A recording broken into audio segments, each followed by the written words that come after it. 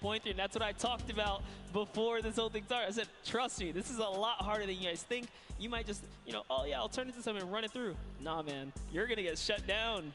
But I mean, it's just like, if you think about it, it's the mental aspect that really comes with it. If you're able to frustrate somebody else, then they're that much more off their game. And these guys are all great at that, coming through from some of the Death Run qualifiers. It makes it that much harder. But thank you guys so much for joining us here. And again, don't forget, there is a fantastic, awesome event-specific merch starting here right now, today on the 26th. You can also get it on retailrow.com.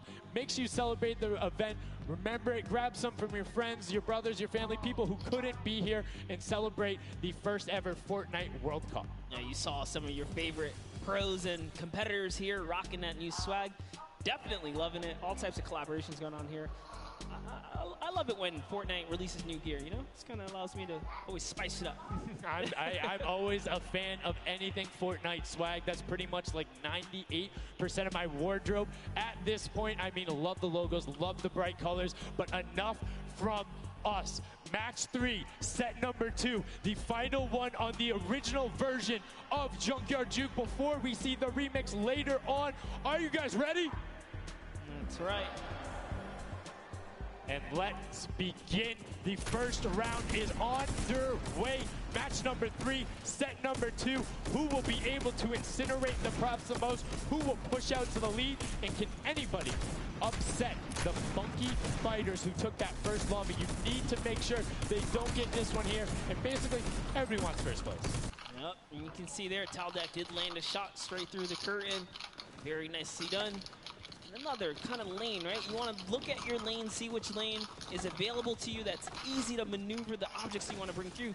Vitex, for example, here is using a bear. There are no bears in this section, but he says, you know what? It's all good. I can sneak this around. So the big thing with the bear, though, that you don't really consider is the coloring of the background. You're in the junkyard. You're a little bit in one of those desert biome situations. There's a lot of kind of muddle grounds and oranges around there. It makes it that much harder to stick out. However, if you if you're grabbing the snowman, you're just really flexing on everyone. It's like, yeah, I'm a snowman. I'm a snowman in the desert, and I'm going to score on you. That's pretty hilarious because, you know, we haven't seen anyone pull out the weird objects in the back end for good reason. There are a couple other fun ones back there. If we get a pan around later, you'll probably notice a big old snowman or something like that. But with all this money on the line, there's no way anyone has time to play around like that.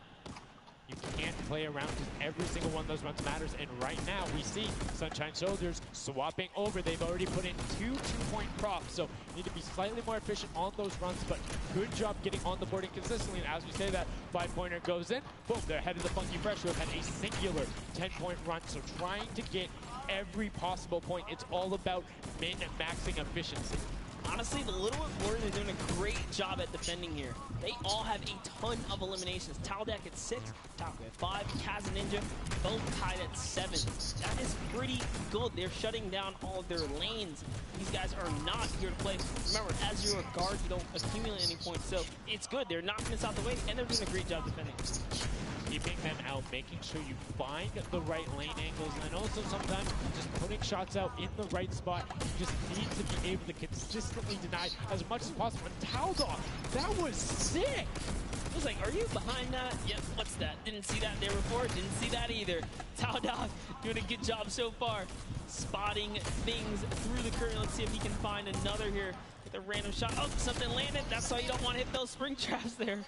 They make it so difficult when you're a larger object coming back down because it's just so much motion on the screen. When everything else is still, if you see that thing falling through, like, it's an easy shot. And particularly for all of these players up there. I mean, Gotaga and Blue, everyone on Raven's Revenge, him, Magma, RTA, and Chappie, all have been able to hit their shots. And then, I mean, Little Whip Warriors is a team of hit your shots. That's right. And there it is.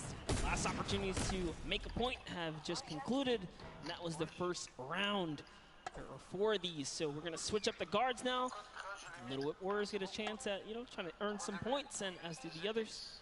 The next round will begin. That dragon's so cool. That's so cool. Look at that.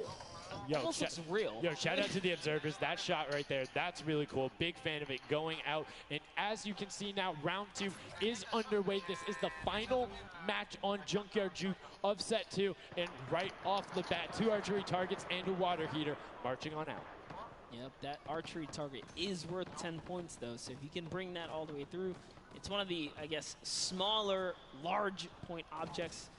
Magma doesn't even care. He's impatient. He saw the blinds open up. He just kept going. Svenoff did pump the brakes, though, even right here. And notice, stops very early. He's just trying to blend in and get as many points as possible right here. Ooh. Did get picked up. It might have been the book there. That's the one thing that you need to note that makes it very difficult about the bullseye or the archery target is the fact that because it has those placed legs, you have to be deliberate about where you're setting down. Otherwise, you're like, boom, right there. That book would be a giveaway if somebody decided to look down and double check that box. But there's 6 other boxes around, so relatively safe. Good path chosen there from Tyler, and opts to stop and be, a little bit of patient, and might have cost him there. I think he would have had it if he had just go full send, and I think he thinks so too. It makes me laugh to see him scratch his head, his jaw drops like, oh, being so close and not making it through is so unfortunate.